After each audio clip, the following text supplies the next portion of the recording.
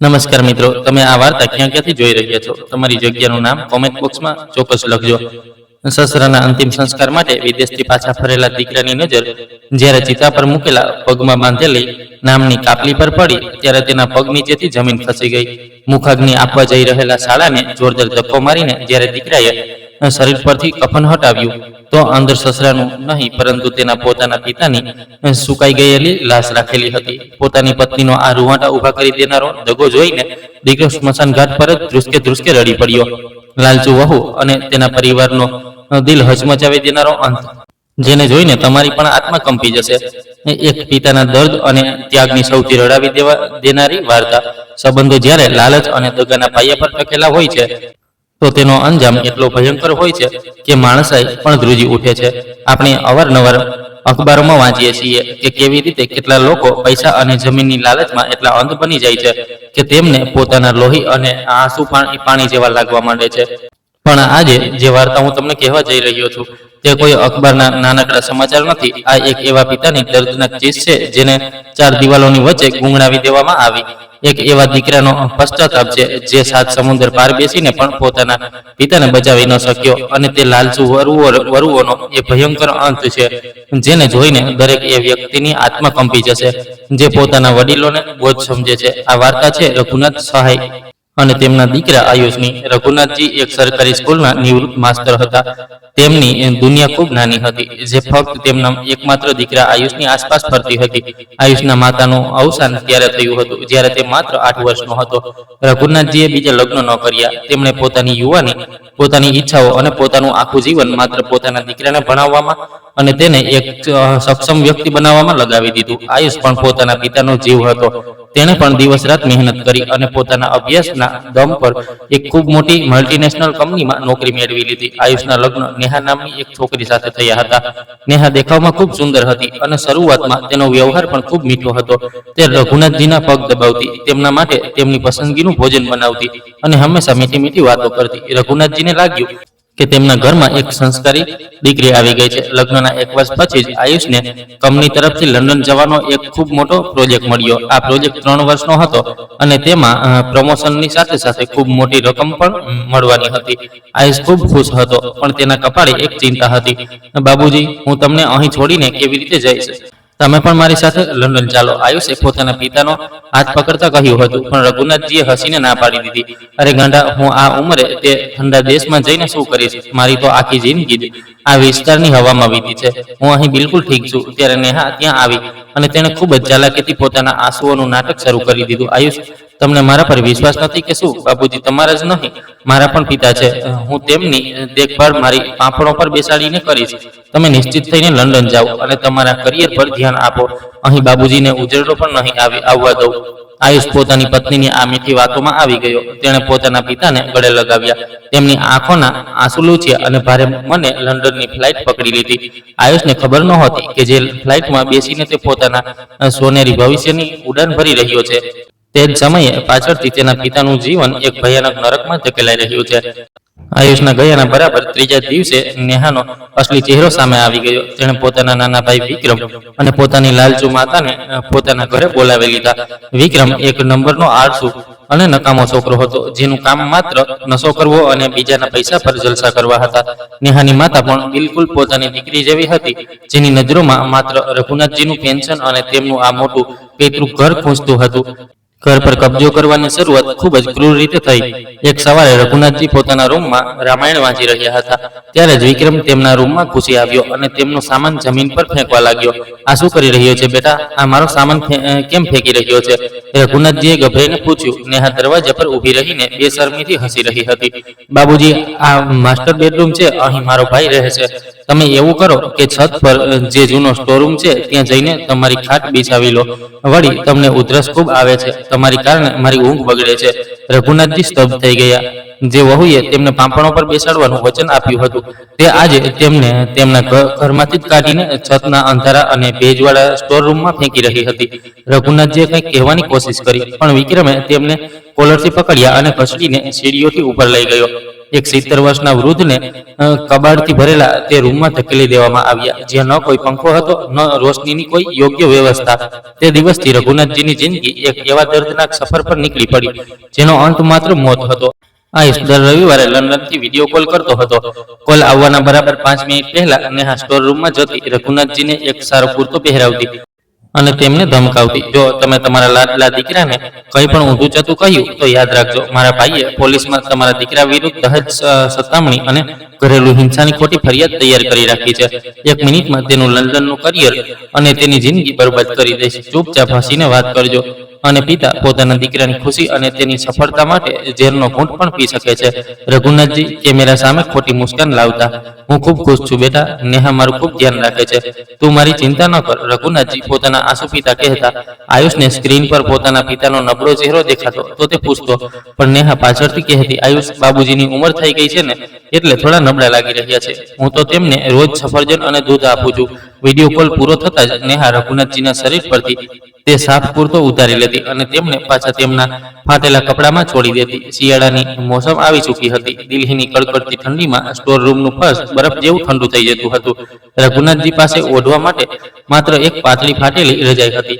તે આખી રાત ઠંડીથી ધ્રુજતા રહેતા અને ખાંસતા રહેતા. ભોજન તો જાણે તેમના માટે એક સજા બની ગયું હતું. નેહા અને તેનો પરિવાર નીચે ડાઇનિંગ ટેબલ પર પિઝા, ચિકન અને જાત જાતના પકવાન ખાતા અને રઘુનાથજીને દિવસમાં માત્ર એકવાર રાતની વધેલી 2 રોટલી અને પાણી જેવી દાળ જૂની એલ્યુમિનિયમની થાળીમાં આપી દેવામાં આવતી.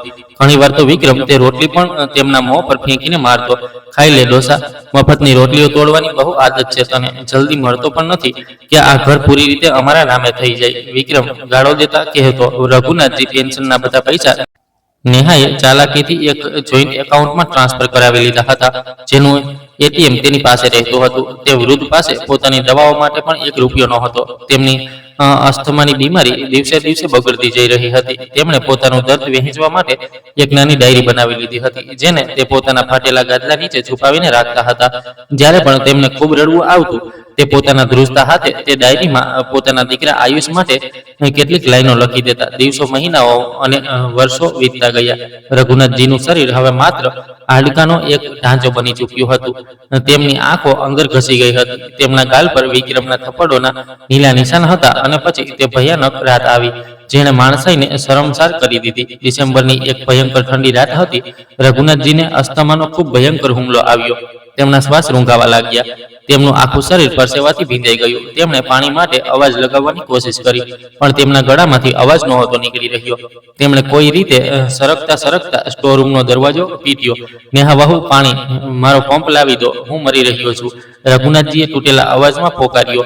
નીચે હોલમાં નેહા, તેનો ભાઈ વિક્રમ અને તેની માતા હીટર સામે બેસીને શરાબ પી રહ્યા હતા અને ટીવી જોઈ રહ્યા હતા. તેમને રઘુનાથજીનો અવાજ સંભળાઈ રહ્યો હતો. દીદી, આ ડોસો ફરી ખાંસી રહ્યો છે, આનું કંઈક કરવું પડશે, વિક્રમે ચીડાઈને કહ્યું. નેહાએ પોતાના હાથમાં પકડેલો ગ્લાસ ટેબલ પર મૂક્યો અને ખૂબ જ ક્રૂરતાથી હસી. કંઈ કરવાની જરૂર નથી વિક્રમ, આજે ઠંડી ખૂબ છે, તેને એમ જ ખાંસવા દે. તેનો પંપ મેં ગઈકાલે જ ડસ્ટબિનમાં ફેંકી દીધો હતો. આજની રાત આ ડોસો કાઢી નહીં શકે. એક વહુ, જેને એક પિતાએ પોતાની દીકરી માની હતી, તે જ પિતાના મોતનો તમાશો નીચે બેસીને શરાબ પીતા જોઈ રહી હતી. ઉપર તે ઠંડા અને અંધારા રૂમમાં રઘુનાથજી તરફડી રહ્યા હતા. તેમના શ્વાસ તૂટી રહ્યા હતા. તેમણે પોતાની ધ્રુજતી આંગળીઓથી તે ડાયરી કાઢી અને તેને પોતાના હૃદય સરસી લગાવી લીધી. તેમની ઝાંખી આંખો સામે પોતાના દીકરા આયુષનો હસતો ચહેરો આવી રહ્યો હતો. તેમણે આયુષની એક જૂની તસવીરને ચૂમી અને એક છેલ્લી હિચકી સાથે તે મહાન પિતાએ દમ તોડી દીધો. સવારે જ્યારે વિક્રમે દરવાજો ખોલ્યો તો રઘુનાથજીનું નિર્જીવ શરીર ફર્શ પર પડ્યું હતું. તેમની આંખો ખુલી હતી અને તેમના હાથમાં તે ડાયરી સજ્જડ પકડાયેલી હતી. વિક્રમે ગભરાઈને નેહાને બોલાવી દીધી. ડોસો મરી ગયો, પણ એક બહુ મોટી ગડબડ છે. તેના શરીર પર કુપોષણના કારણે હાડકાં બહાર આવી ગયા છે અને મારા મારેલા થપ્પડોના નિશાન પણ સ્પષ્ટ દેખાઈ રહ્યા છે. જો પડોશીઓએ જોયું કે પોલીસ આવી ગઈ તો આપણે બધા મર્ડર કેસમાં અંદર જઈશું. નેહાનું દિમાગ પણ બહાર મારી ગયું. ત્યારે જ તેની માતાએ એક ખૂબ જ ભયાનક અને ચાલાક પ્લાન બનાવ્યો. ગભરાવો નહીં, તમે ભૂલી રહ્યા છો કે તમારા પિતા જે ગામમાં બીમાર પડ્યા હતા, ગઈ રાતે તેમનું પણ અવસાન થઈ ગયું છે. ગામવાળાઓ તેમનું શરીર અહીં લઈને આવી રહ્યા છે.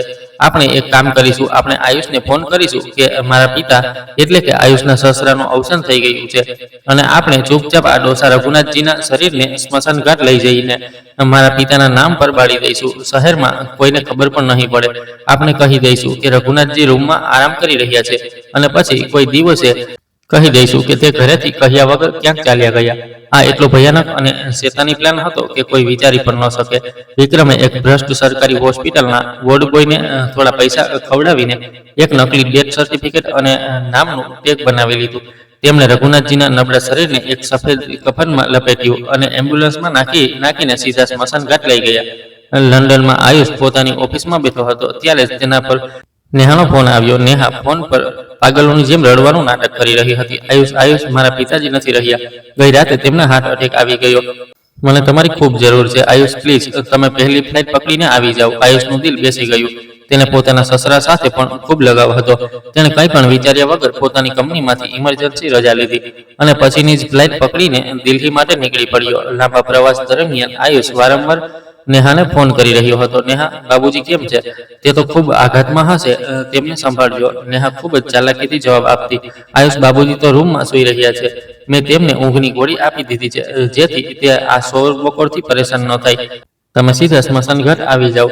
અમે લોકો છેલ્લી વિધિઓ માટે પહોંચી રહ્યા છીએ. આયુષે જેવો દિલ્હી એરપોર્ટ પર પગ મૂક્યો તેણે એક ટેક્સી લીધી અને સીધો તે સ્મશાન ઘાટની લોકેશન પર પહોંચી ગયો જે નેહાએ મોકલી હતી. સ્મશાન ઘાટનું વાતાવરણ ખૂબ જ ભારે અને ઉદાસ હતું. હવામાં લાકડાના બળવાનું ગંધ અને રાખ ઉડી રહી હતી. આયુષ દોડતો તે ચિતા પાસે પહોંચ્યો જ્યાં નેહા, વિક્રમ અને તેની માતા ઊભા હતા. નેહાએ સફેદ સાડી પહેરી હતી અને તે જોરથી રડવાની એક્ટિંગ કરી રહી હતી. આયુષે જઈને નેહાના ખભા પર હાથ મૂક્યો. નેહા, મને ખૂબ અફસોસ છે. વિક્રમના હાથમાં આગની મસાલ હતી. પંડિતજી મંત્ર વાંચી રહ્યા હતા અને તેમણે વિક્રમને કહ્યું, બેટા, પોતાના પિતાને મુખાગ્નિ આપો, સમય વીતી રહ્યો છે. લાકડાની ચિતા પર એક શરીર રાખેલું હતું જે પૂરી રીતે સફેદ કફનથી ઢંકાયેલું હતું. વિક્રમે જેવી મસાલ આગળ વધારી, અચાનક સ્મશાન ઘાટમાં એક ખૂબ તેજ હવાનો ઝોકો આવ્યો. તે હવા એટલી તેજ હતી કે ચિતા પર રાખેલા શરીરના પગ તરફથી તે સફેદ કપડું થોડુંક ઉડી ગયું. આયુષ ત્યાં જ ઊભો હતો. તેની નજર અચાનક કફનમાંથી બહાર નીકળેલા તે નગ્ન અને નબળા પગ પર પડી. આયુષનું આખું શરીર એક પળ માટે શૂન્ય થઈ ગયું. તેણે તે પગની એડી પર એક ખૂબ જ જૂનો બળવાનો નિશાન જોયો. આ નિશાન તે બાળપણથી જોતો આવ્યો હતો. આ નિશાન તેના પિતા રઘુનાથજીના પગ પર હતો જે આયુષને બાળપણમાં ગરમ ચા ઢોળતા બચાવતી વખતે દાઝી ગયા હતા. આયુષના દિમાગમાં ખતરાની ઘંટડીઓ વાગવા લાગી. તેનું હૃદય પાંસળીઓ તોડીને બહાર આવવા લાગ્યું. ત્યારે જ તેની નજર તે પગના અંગૂઠામાં બાંધેલા એક હોસ્પિટલના ટેગ પર પડી. હવાના કારણે તે ટેગ વળી ગયો હતો.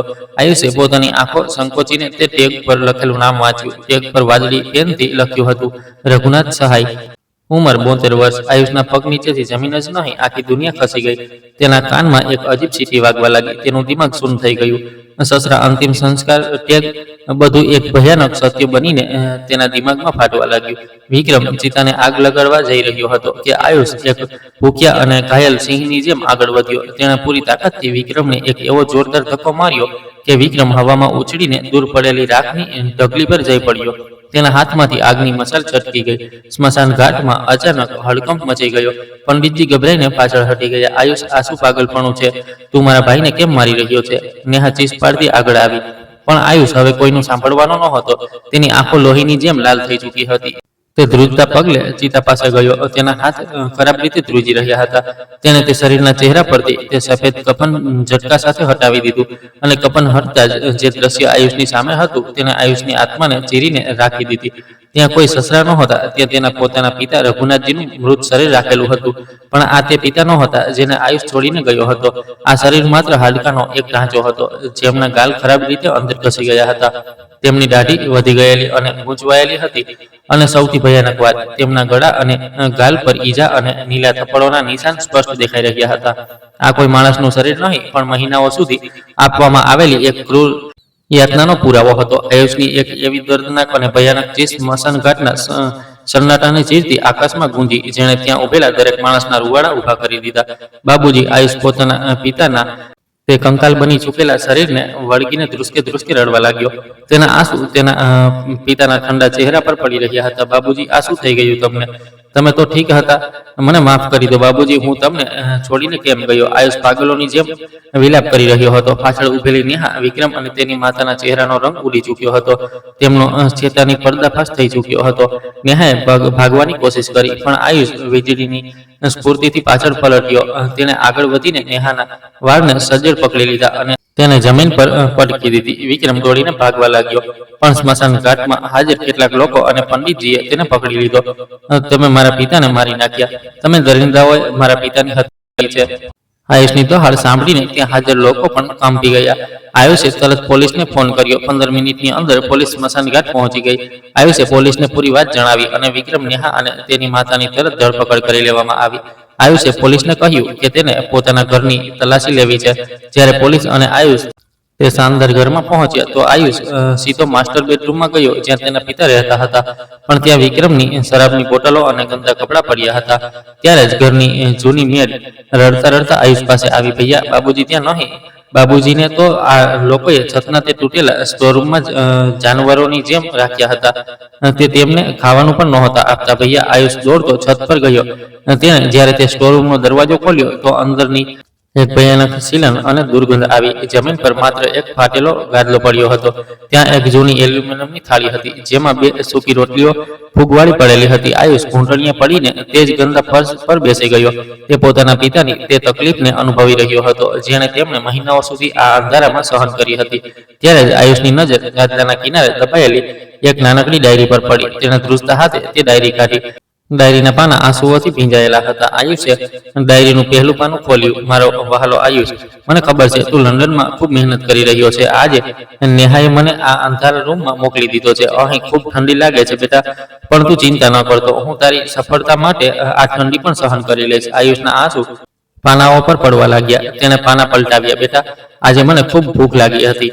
મેં ખાવાનું માંગ્યું તો વિક્રમે મને થપ્પડ મારી. મારા ગાલ પર ખૂબ દુખાવો થઈ રહ્યો છે, પણ હું તને વિડીયો કોલ પર કંઈ નહીં કહું, નહીં તો નેહા તારું કરિયર બરબાદ કરી દેશે. મારી ભૂખ કરતાં તારું ભવિષ્ય વધારે જરૂરી છે બેટા. આયુષ પાગલોની જેમ ચીસો પાડી પાડીને રડવા લાગ્યો. તે પોતાનું માથું દિવાલ પર મારી રહ્યો હતો. ડાયરીનું છેલ્લું પાનું, જે મોતવાળી રાત્રે ધ્રુજતા હાથે લખાયું હતું. આયુષ, મારા શ્વાસ તૂટી રહ્યા છે. મારો પંપ નથી મળી રહ્યો. મને લાગે છે મારો અંતિમ સમય આવી ગયો છે. બેટા, તું પોતાને ક્યારેય દોષ ન આપતો. હું તને ખૂબ પ્રેમ કરું છું. મારી એક જ ઈચ્છા હતી કે હું તને છેલ્લી વાર ગળે લગાવી શકું, પણ કદાચ હવે આ શક્ય નથી. અલવિદા મારા શેર. ડાયરી વાંચીને પોલીસવાળાની આંખોમાંથી પણ આંસુ વહેવા લાગ્યા. આ ડાયરી માત્ર કેટલાક પાના નહોતા. આ એક પિતાની તે અપાર મમતા અને ત્યાગનો સૌથી મોટો પુરાવો હતી, જેણે પોતાના દીકરાને બચાવવા માટે નરકની યાતનાઓ હસતા હસતા સહન કરી લીધી હતી. પોલીસે તરત જ તે ડાયરીને પુરાવા તરીકે કબજે લીધી. પોસ્ટમોર્ટમ રિપોર્ટમાં આ સાબિત થઈ ગયું કે રઘુનાથજીનું મોત કુપોષણ અને ઠંડી અને દવાઓ ન મળવાના કારણે થયું છે. તેમના શરીર પર વિક્રમના મારપીટના નિશાન પણ સાબિત થઈ ગયા હતા. અદાલતનો તે રૂમ આજે કોઈ ન્યાયના મંદિર કરતાં વધારે એક માતમની જેમ લાગી રહ્યો હતો. લાકડાના કઠેરામાં ઉભેલી નેહા, તેનો ભાઈ વિક્રમ અને તેની માતાના ચહેરા પર હવે તે અભિમાન નહોતું જે મહિનાઓ સુધી તે સ્ટોરરૂમની બહાર દેખાતું હતું.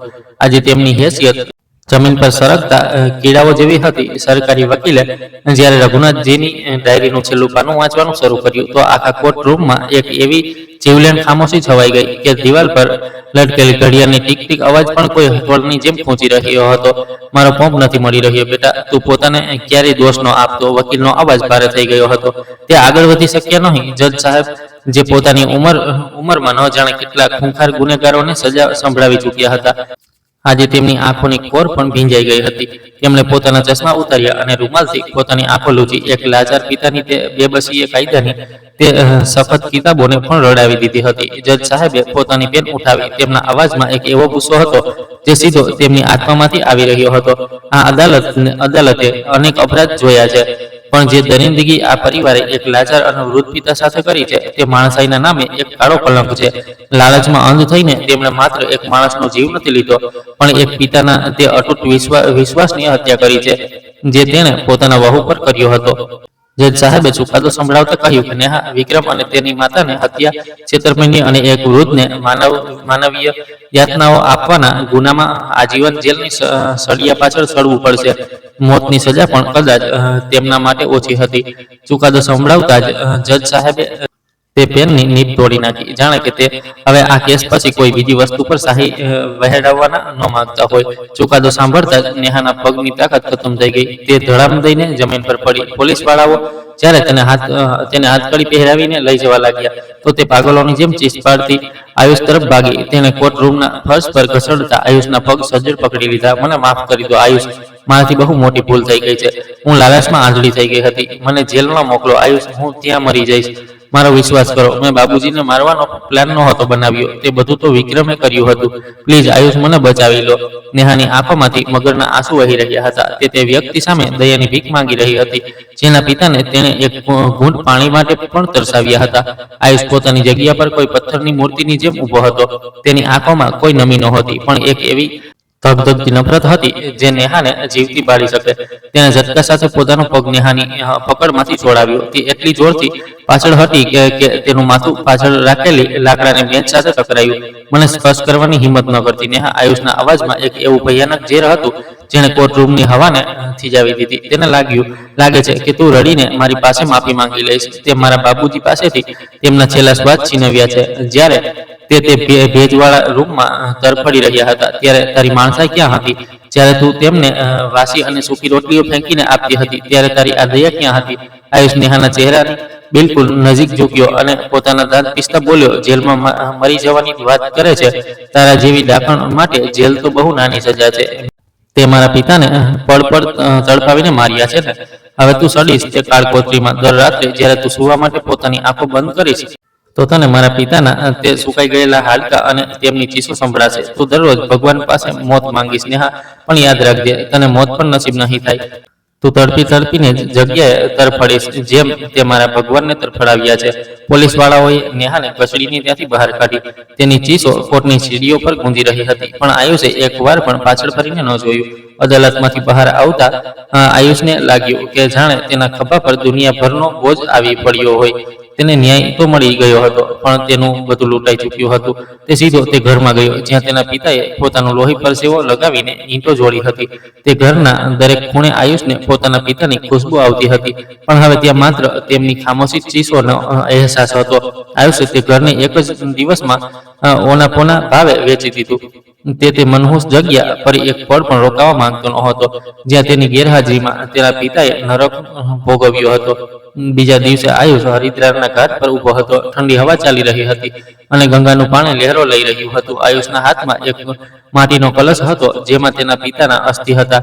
તે કલશ આયુષને એટલો ભારે લાગી રહ્યો હતો જાણે તે કોઈ પહાડ ઊંચકીને ઊભો હોય. પંડિતજીએ જ્યારે મંત્રો વાંચવાનું શરૂ કર્યું અને આયુષને અસ્થિઓને જળમાં પ્રવાહિત કરવાનું કહ્યું તો આયુષ ધ્રુસકે રડી પડ્યો. તે કલશને છાતી સરસો લગાવીને ઘાટના કિનારે ઘૂંટણીએ બેસી ગયો. તેનું આખું શરીર ધ્રુજી રહ્યું હતું. મને માફ કરી દેજો બાબુજી. આયુષનો અવાજ આંસુઓના સમુદ્રમાં ડૂબી રહ્યો હતો. હું તમારો સૌથી મોટો ગુનેગાર છું. હું દીકરો કહેવાને લાયક નથી. તમે તમારી આખી જિંદગી મને એક મોટા માણસ બનાવવામાં લગાવી દીધી અને જ્યારે તમને મારી સૌથી વધારે જરૂર હતી તો હું પૈસા માટે તમને આ શેતાનોની વચ્ચે છોડી ગયો. હું તમારી તકલીફ કેમ ન સમજી શક્યો બાબુજી?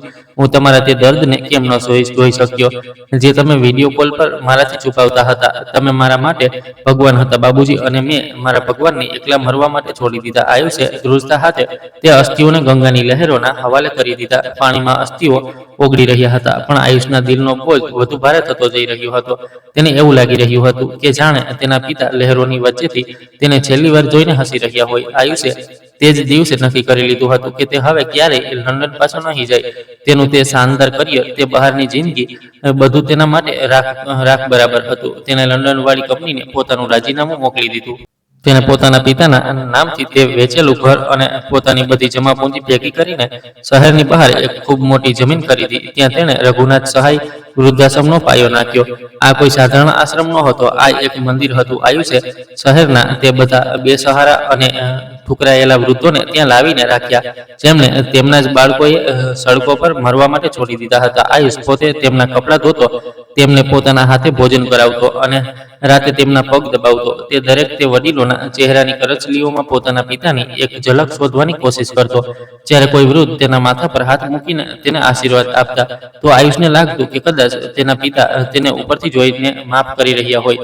પણ માણસના ગુનાઓ અને પશ્ચાતાપનો પડછાયો ક્યારેય તેનો સાથ છોડતો નથી. આશ્રમમાં દિવસભર હસતો આયુષ જ્યારે રાતના અંધારામાં પોતાના રૂમમાં એકલો હોય છે તો તેની ઊંઘ ઉડી જાય છે. રાતના તે ભયાનક સન્નાટામાં તેને આજે પણ તે છતવાળા સ્ટોર રૂમમાંથી પોતાના પિતાના ખાંસવાનો અવાજ સંભળાય છે.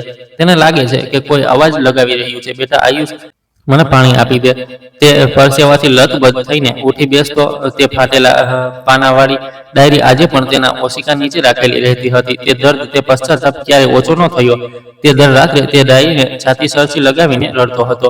આ વાર્તા માત્ર આયુષ, નેહા અને રઘુનાથજીની નથી. આ આપણા આ પોકળતા થતા સમાજના મોં પર એક ખૂબ મોટો અને સણસણતો તમાચો છે. એક પિતા જે પોતે ફાટેલા જૂતા પહેરે છે જેથી તેનો બાળક નવા જૂતા પહેરી શકે. એક માતા જે પોતે ભૂખી સૂઈ જાય છે જેથી તેનો બાળક પેટ ભરીને ખાઈ શકે. તે પોતાની આખી જિંદગી, પોતાની દરેક ખુશી, પોતાની યુવાની, બધું જ પોતાના બાળકોની સફળતા માટે કુરબાન કરી દે છે. પણ જ્યારે તેમના હાથ પગ ધ્રુજવા લાગે છે, જ્યારે તેમની આંખોની રોશની ઓછી થઈ જાય છે અને જ્યારે તેમને માત્ર 2 મીઠા બોલ અને એક સહારેની જરૂર હોય છે, તો આ સમાજ તેમને અંધારા રૂમોમાં સડવા માટે છોડી દે છે. યાદ રાખજો, આ વાતને પોતાના મનમાં ખૂબ ઊંડાણથી ઉતારી લેજો. મા બાપના આંસુઓ જો દર્દથી જમીન પર પડે છે તો તેની સજા ભગવાન પણ ક્યારેય માફ નથી કરતા. માણસ દુનિયાનો દરેક મુકદ્દમો જીતી શકે છે. તે દુનિયાની દરેક દોલત અને સફળતા પોતાના પગમાં ઝુકાવી શકે છે. પણ જે માણસ પોતાના વડીલોની આંખોમાં આંસુ લાવે છે, જે તેમના વૃદ્ધાવસ્થાને રડાવે છે, તે પ્રકૃતિની તે અદ્રશ્ય અદાલતમાં હંમેશા હારે છે. અને જ્યારે ઉપરવાળાની લાકડી વગર અવાજે પડે છે તો તેની સજા તે નરકની આગથી પણ વધારે ભયાનક હોય છે. જ્યારે પિતા તરફડી રહ્યા હતા ત્યારે દીકરો હજારો કિલોમીટર દૂર પોતાના સપનાઓમાં ખોવાયેલો હતો. પણ સત્ય એ છે કે ક્યારેક આપણે જેના માટે બધું છોડીએ છીએ તે જ આપણા પોતાનાઓને બરબાદ કરી દે છે. યાદ રાખજો, મા બાપના આંસુ ક્યારેય નકામા નથી જતા. તેમની દરેક આહ એક દિવસ ઇન્સાફ બનીને પાછી ફરે છે. માતા પિતાનું સન્માન અને દેખભાળ સૌથી મોટો ધર્મ છે. જે મા બાપે આપણને જીવન આપ્યું, આપણને પોતાના લોહી પર સેવાથી મોટા કર્યા, તેમની વૃદ્ધાવસ્થામાં તેમને પ્રેમ, સહારો અને સન્માન આપવું આપણી સૌથી મોટી જવાબદારી છે. જે માણસ પોતાના માતા પિતાને બોજ સમજે છે તે માણસાઈના સૌથી મોટા કર્જને ભૂલી જાય છે. આ વાર્તામાં રઘુનાથજીએ પોતાનું બધું જ દીકરા માટે કુરબાન કરી દીધું.